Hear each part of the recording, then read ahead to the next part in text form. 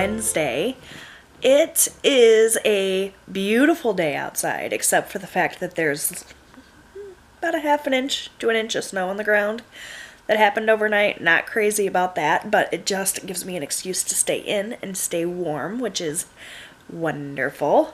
I managed to get all of my meetings and appointments and everything out of the way at the beginning of the week so that the rest of this week I can just focus on last minute Christmas prep here at home, cleaning the house, getting stuff ready for company, that sort of thing. So that is on the agenda today.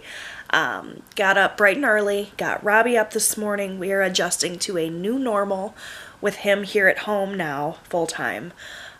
So I had to make sure that we kind of put him on a schedule so that he's not just kind of milling around, wasting time. So because he's setting his own schedule now, his own pace at school, I really wanted him to hit the ground running with making sure that he's not sleeping all day and, putting off the responsibilities of schoolwork and stuff. I wanted him to continue to make that a priority, even though he's setting his own timetable. So I got him up early. He sat down and did some emailing with his teacher and took care of that stuff. He got some notes written.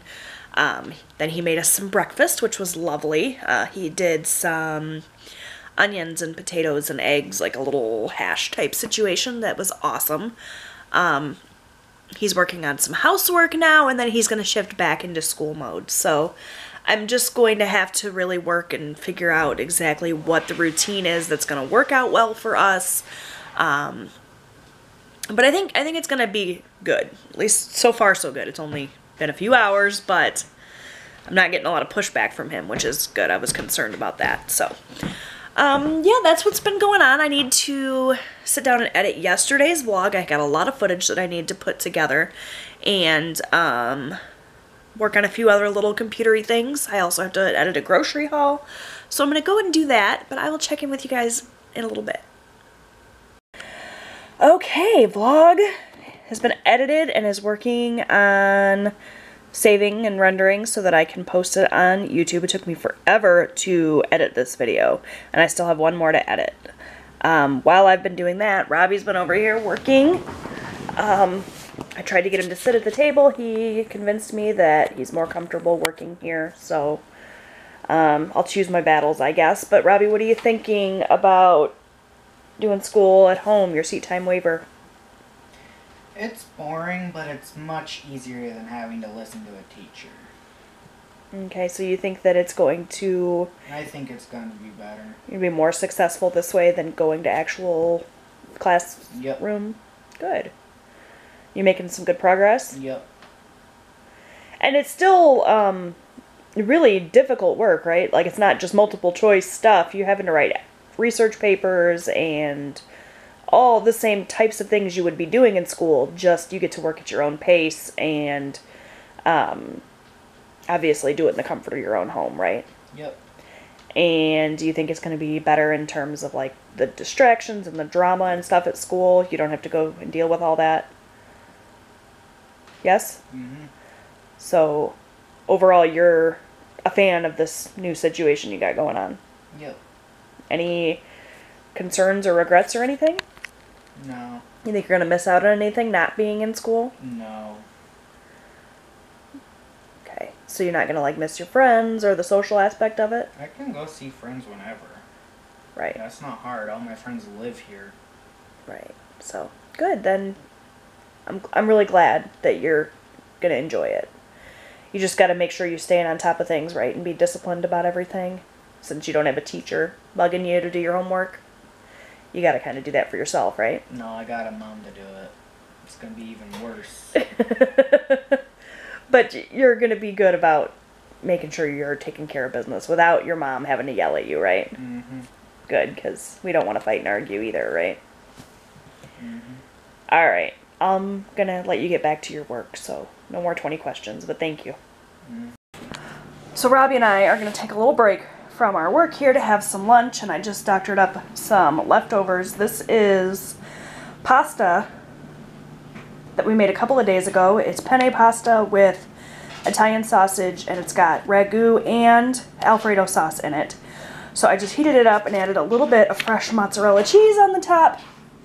And that's going to be our lunch. I think in the new year, once we get through the holidays, I'm going to start like meal prepping lunches for Robbie and I, since he's going to be home long term now. I think that'll be a little bit easier.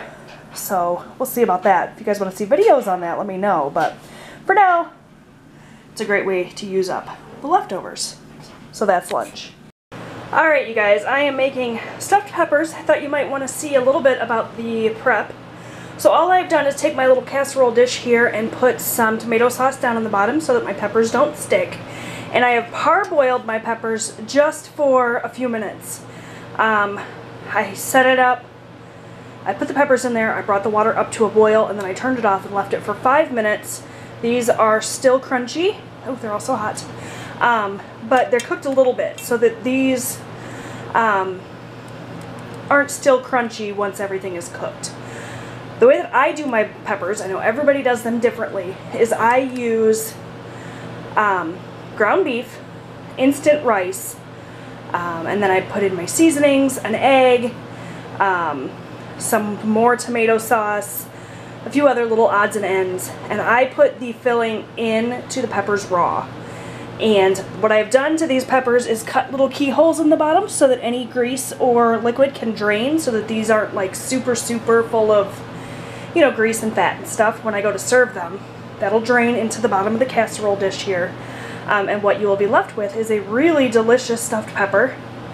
And that's just the way I do it. That's the way my mom did it. I know some people cook their filling first and put it in there. I know a lot of people do like Mexican style stuffed peppers, which I've done before. Those are great. But this is just like my classic recipe here. Tried and true. It's what I do all the time, and it's delicious. So you can see I also kept the little pepper tops so that I can cap them off just to make them a little bit prettier. And then once I get everything assembled and put in my casserole dish, I will wrap the whole thing in foil and slide it in the oven for about 45 minutes. I will poke the meat with a thermometer to make sure it's cooked all the way through, but it's beef, so if it's a little bit underdone, it's not that big of a deal. Still, I try to make sure it's cooked through, and then that's it. That's our stuffed pepper recipe. So I'm going to get these assembled, and I'll show you what they look like before they go into the oven. Alright, you guys, so there's what my peppers look like. You can see that one's tall, so it's not quite full, but it's fine. What I'm going to do, or I'm sorry, what I put in my filling, like I said, ground beef, tomato sauce, I did a little bit of Worcestershire sauce, I did salt, pepper, and Italian seasoning. I also, remember the little keyhole pieces I cut out of the pepper? I chopped those up and threw those in there as well. Some onion powder, and an egg, and some instant rice, just right out of the box, dumped it in. It was this one. So that's all set. I'm just going to finish these off by adding some more tomato sauce to the top, putting the little pepper caps on there, wrapping them tightly in foil, and sticking them in the oven. Alright guys, these just came out of the oven. Again, sorry about the shadow. The lighting in here is crap. I need to come up with a better situation. I threw some mozzarella cheese on the tops of them just for funsies, and now we're going to eat. So with Christmas coming up, my boys both have asked a few of their family members for cash. And so Eric suggested that they have cash envelopes like we have for our cash. And so Robbie, being the artist that he is, designed a couple of cash envelopes. So this one is for Robbie's money, and he drew a tortoise on there because he desperately wants a tortoise. So there's that. I thought that was super cute. And Austin's favorite superhero is the Hulk, so he did that one for Austin. So I'm waiting for my laminator here to heat up, and then I'm going to laminate these for them. But how cute are those?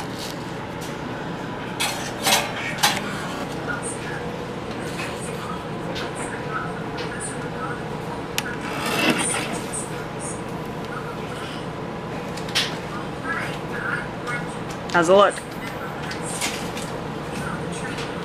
Eric's doing the cutting for me because I'm a nervous Nelly. I didn't want to mess it up.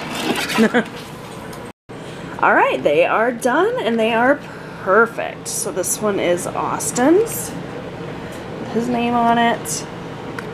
And this one is Robert's. And now they have a place to keep their money. They'll put their money right in here and we'll stick it in our safe. And they can be saving too.